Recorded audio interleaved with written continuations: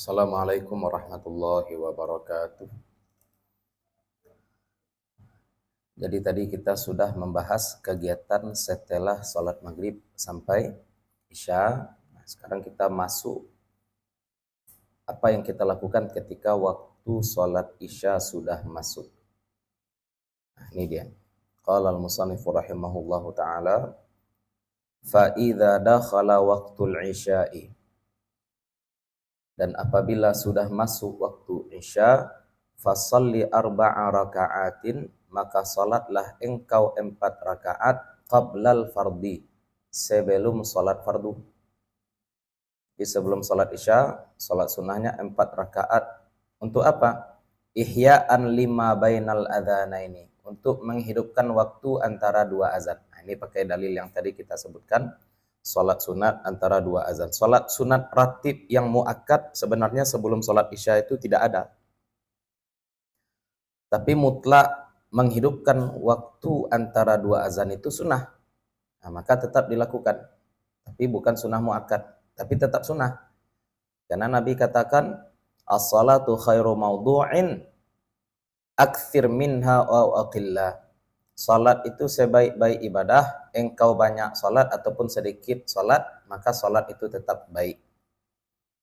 Fa fadlu dzalika katsirun, maka kemuliaan menghidupkan waktu antara dua azan, maksudnya antara azan dan iqamah itu dengan melaksanakan salat, banyak fadilahnya.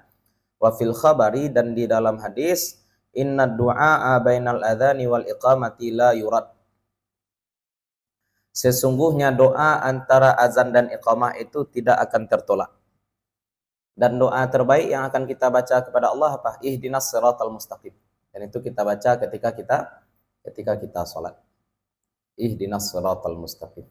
Jadi kalau kita salat berarti kita membaca itu, ihdinas siratal mustaqim. Mudah-mudahan tidak ditolak oleh Allah Subhanahu wa taala. Tsumma shallil fardha, kemudian salatlah engkau salat fardu, maksudnya salat fardu isya. Wa shallir ratibata rak'ataini, dan salat ratiblah engkau 2 rakaat. Setelah salat isya kita salat sunnah 2 rakaat. Bisa nanti tambah dengan witir, yang penting sekarang ini salat ratib, ya sunnah rawatib setelah isya 2 rakaat. Waqra fihima surat alif lam mim sajadah, dan dalam salat rawatib ba'da isya itu bacalah surat alif lam mim sajadah. Belum sajadah panjang ya. Wa tabarakal mulk. Nah, sebenarnya surat tabarak ini, surat al-mulku ini, ya al-mulk, itu kan disunahkan dibaca sebelum tidur juga. Nah, ini dibaca dalam salat. Au surat Yasin wa Dukhan, atau surat Yasin dan surat Ad-Dukhan. Jadi 2 rakaat setelah salat isya kita salat sunat baca surat ini. Alif lam mim sajadah dengan tabarak, atau surat Yasin dan surat Ad-Dukhan. Fadzalika ma'thurun an Rasulillah sallallahu alaihi wasallam, maka sesungguhnya itu ma'thur, diriwayatkan dari Rasulullah sallallahu alaihi wasallam. Wa shalli ba'dahuma arba'a raka'atin, setelah salat 2 rakaat, tadi 2 rakaat salat rawatib setelah isya, salat pula kita 4 rakaat. Fa fil khabari, maka di dalam hadis, ma yadullu ala azmi fadlihinna, ada yang menunjukkan tentang besarnya fadilah 4 rakaat, 4 rakaat sebelum tidur. Tsumma shallil witra ba'daha thalathan, kemudian salat witirlah engkau setelah itu, setelah 4 rakaat tadi, thalathan 3 rakaat, bi taslimataini au bi taslimatin wahidatin, dengan 2 salam ataupun dengan 1 salam. Jadi salat witir itu boleh dilakukan dengan 2 kali salam ya. Di assalamualaikum dulu 2 rakaat, berdiri kita 1 rakaat. Nah, assalamualaikum lagi. Itu yang dimaksud dengan 2 kali salam. Salatnya 3 rakaat, 2 rakaat dulu baru 1 rakaat. Atau 1 salam langsung 3 rakaat. Jadi pelaksanaan salat witir itu bisa, kalau 3 rakaat bisa sama betul dengan salat maghrib.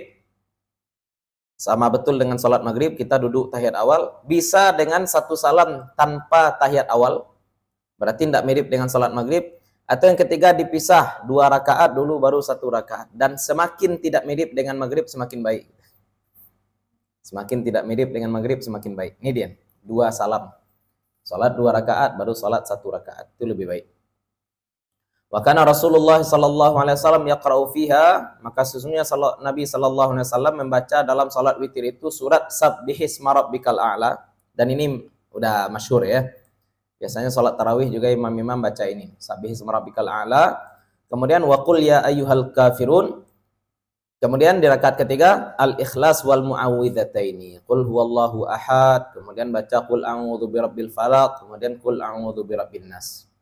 Fa in kunta aziman ala qiyamil laili, maka jika engkau berniat kuat atas melaksanakan qiyamul lail, kalau kamu mau tahajud nanti, mau bangun lagi kamu nanti untuk sholat tahajud, fa akhiril witra, maka akhirkanlah witir. Nantilah witir akhir malam baiknya. Kalau kuat keinginan kamu untuk tahajud nanti, maka lebih baik witir itu di penghujung malam, di penutup sholat malam. Tapi kalau tidak kuat keinginan kita untuk sholat tahajud, kita cuma niat, kalau terbangun saya nanti saya akan sholat tahajud, itu namanya tidak azam. Itu kalau namanya. Ya, maka lebih baik sholat witir sebelum tidur.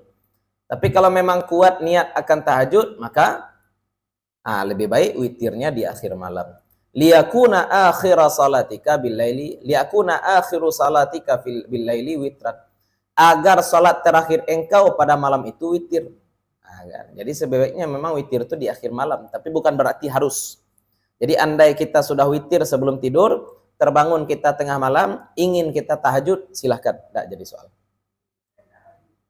Tapi witir nak lagi, karena witir tadi sudah ya. Tsummashtagil ba'da dzalika bimudzakarati ilmin. Setelah selesai witir, kita hendak tidur nih, maka sibuk-sibuklah engkau setelah itu dengan mudzakarati ilmin, mengulang ilmu, mudzakarah, mengingat-ingat ilmu, au mutala'ati kitabin, atau menelaah kitab. Mutala'ah, menelaah kitab. Wala tashtagil billahwi wal la'bi, dan jangan engkau sibuk dengan lahwi. Lahwi ini perbuatan sia-sia. Apa contoh? Nonton. Jadi lalu.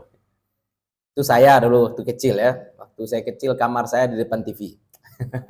Kalau waktu kecil, waktu SD, kalau tertidur depan TV digendong sama orang tua ke kamar. Pas sudah SMP, tidur depan TV, bangun tetap depan TV. Itu namanya lahun, sia-sia, enggak ada tambah ilmu. Walla'bi, ataupun main-main. Ini orang-orang anak-anak muda banyak main game online setelah Isya, tahu-tahu udah jam 2 malam aja ya. Tidak terasa waktu berlalu. Nah, tidurlah. Malam itu dijadikan Allah untuk istirahat. Fa yakunu dzalika khatimata a'malika. Sehingga perbuatan itulah yang akan menjadi penutup amal kita. Sebelum tidur apa yang kita lakukan? Kita mutalaah kitab, mati kita saat tidur. Bangga juga kita ya. Saya sebelum mati saya tadi mutalaah kitab. Tapi kalau main judi online sebelum tidur ya, tidur main judi online, itulah penutup amal kita. Al-ibratu bil khawatim. Yang dijadikan standar itu adalah bagaimana kita menutup amal kita qabla naumika, sebelum tidur kita. Fa innamal a'malu bi khawatimiha, maka sesungguhnya amal itu tergantung akhirnya bagaimana. Amal itu tergantung akhir ya. Ada orang dari kecil berbuat baik tapi di penghujung hidupnya dia menjadi jahat, maka masuk neraka. Ada orang dari kecil jahat tapi di penghujung hidupnya dia mengamalkan amal ahli surga, jadi penghuni surga. Orang kan kadang-kadang menihilkan ujian ya. Katanya kenapa nasib para siswa di Indonesia ini ditentukan oleh ujian akhir. Padahal mereka berjuang selama 3 tahun, tapi perjuangan 3 tahun gagal cuma gara-gara ujian akhir. Itu pembuktian. Kalau mereka memang bersungguh-sungguh selama 3 tahun, tidak mungkin gagal ketika ujian akhir. Ya sekarang lah jadinya nih. Ya 10 tahun terakhir saya lihat kurva pendidikan di Indonesia ini menurun 10 tahun terakhir. Nggak tahu apa yang terjadi 10 tahun terakhir. Mungkin presiden kita ganti ya. 10 tahun terakhir. Ekonomi lesu ya. Saya lihat kalau di Payakumbuh nih, Payakumbuh lah ya. Kalau di Facebook kita lihat juga Tanah Abang sepi. Kalau di Bukit Tinggi Pasar Atas sepi. Awu Kuning sepi juga. Mulai sepi. Usaha-usaha kecil di Payakumbuh ini rumah makan bentar buka tutup ya, lesu ekonomi berarti. Daya beli masyarakat kita rendah. Daya beli rendah itu tanda apa? Tanda ekonomi kita tidak sedang baik-baik saja. Itu kalau dilihat dari lingkungan ya. Kalau dilihat dari moral, akhlak, narkoba, wallahu alam meningkatnya juga luar biasa. Narkoba, dispensasi nikah, karena sudah hamil duluan. Sekarang anak-anak muda itu menjadikan seks bebas itu jadi lelucon saja. Homoseksual lagi, wah ya kacau. Rusak pendidikan jangan tanya. Pendidikan jangan tanya. Anak-anak itu udah sekolah itu tidak tempat belajar lagi sekarang. Sekolah itu tempat membuli guru sekarang. Guru dibuli oleh atasan, dibuli oleh orang dinas pendidikan, dibuli oleh murid pula. Ya, kecuali guru-guru yang masih berani nampar murid. Kalau ada murid, ada di sebuah sekolah di Payakumbuh nih. Muridnya melakukan pelecehan seksual kepada ya megang cewek lah. Kan pelecehan seksual.